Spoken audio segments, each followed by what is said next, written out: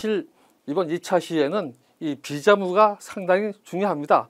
앞서도 말씀드렸지만 이제 이 비재무에 대해서 3요소를 말씀드리려고 합니다. 물론 이 은퇴 생활의 성공 여부는 바로 이 비재무에 달려 있습니다. 이 자아실현이 비재무의 핵심이고 그것이 은퇴 생활의 성패를 좌우한다는 것이죠. 그러나 일단 이 3요소에 대해서 이해할 필요가 있습니다.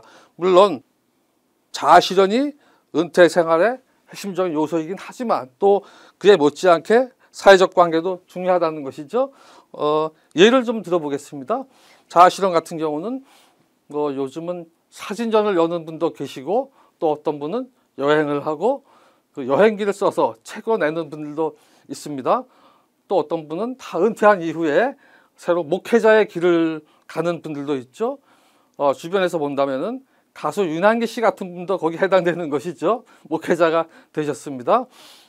또 사회적 관계 같은 경우는 80대에 실버 합창단을 운영한다든가 또는 우쿨렐라 중창단을 한다든가 여러 가지 방법이 있습니다. 그리고 한 가지가 더 추가가 됩니다. 즉 기본입니다. 사실 이 기본에 해당되는 주거, 건강, 가족 같은 것들은 그 전에 은퇴론에서 대부분 비재무라고 설명하고 있던 것들입니다. 그러나 저희는 이 주거, 건강, 가족 같은 기본은 바로 이 비재무의 핵심 사항, 자아실현과 사회적 관계를 지원하는 그런 역할을 한다는 것이죠. 그래서 이 기본도 상당히 중요합니다. 즉 주거가 안정돼야 되지 않습니까? 하기에 은퇴하면 부부가 같이 의논해서 영역 공간을 같이 잘 활용할 수 있는 주거지를 물색하고 상호 의논에 소통해서 결정을 해야 하는 것입니다. 또 건강해야 여행도 갈 수 있고 책도 쓸 수 있고 공부도 할 수 있는 거 아니겠습니까? 가족은 더욱 중요합니다. 은퇴 생활 중에 아주 중요한 것 중에 하나가 여행을 가는 것이죠.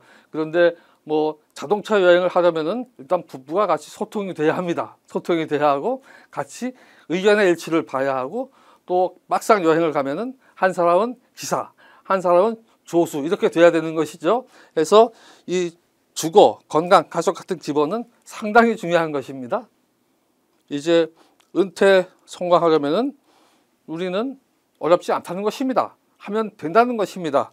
즉 계획과 실행, 은퇴 설계를 해서 그대로 실행, 은퇴 생활을 하면 된다는 것입니다. 너무 어렵게 생각하지 말자는 것입니다. 어서 많이 본 사람이죠. 접니다. 은퇴 설계 이렇게 하면 된다. 그래서 은퇴 설계는 우리가 2차 시에서 공부한 것처럼 비재무, 자아실현, 사회적 관계가 잘 균형을 이루고 또 그 비재무와 재무가 또 균형을 잘 이루고 또 활동기를 중심으로 하는 그런 은퇴 설계를 잘 해야 되겠죠. 그래서 이제 은퇴 생활을 해야 되는 것입니다. 은퇴 생활도 많은 어려움이 있을 수 있습니다. 그러나 그때는 잘 버텨나가야 하는 것이죠. 포기하지 말고 그렇게 하면 우리는 충분히 은퇴 생활 성공할 수 있다. 자신 있다. 이런 마인드를 가질 수 있게 되는 것이죠.